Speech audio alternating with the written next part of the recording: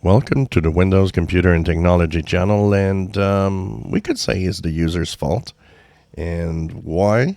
Well, we heard that Microsoft finally has some good sense. Somebody at Microsoft actually is bright enough to have listened and decided what to do with the famous recall feature. It started all basically with Copilot, and Copilot. A lot of people said, "Well, what about if I don't want Copilot?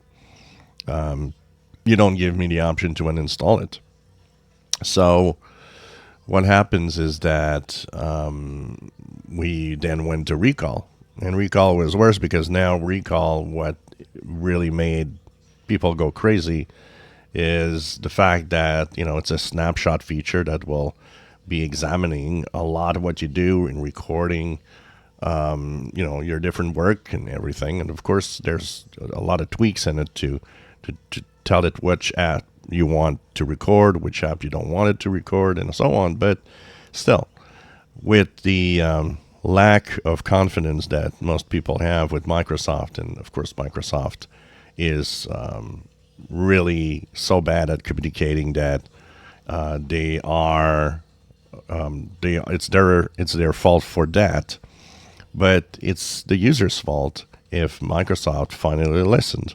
And that just shows that when you have a high enough number of people going crazy over something that just they don't want it or don't want it the way they're being offered it, Microsoft does back off. And there's several examples of things that they've decided to eliminate or change or just remove because people weren't happy. And I think for that there needs to be an enormous pressure, and that pressure came in what? It came in a backlash that was so strong that I think Microsoft itself found that it was unable to, it could have repercussions on the sale of PCs that have, the recall feature. And it could have repercussion on Windows itself eventually if they make it available for other platforms. And I think somebody in Microsoft said, look, people are really, really going crazy at the fact that we're putting this in PCs, that it's going to be on by default, that it's going to take snapshots of everything, and people are scared of that, and privacy concerns. And it's the people, it's everybody's fault. It's the user's fault if they're now going to have an opt-in option, meaning that if you install Windows, for example, it's going to be asking you if you want to have the recall feature. It's going to have an uninstall option, which means if you have it, you don't want it, you can totally uninstall it. It's not going to be on your PC and it's not going to be there. So there's no, snooping or whatever you think that it could do or Microsoft could do with it.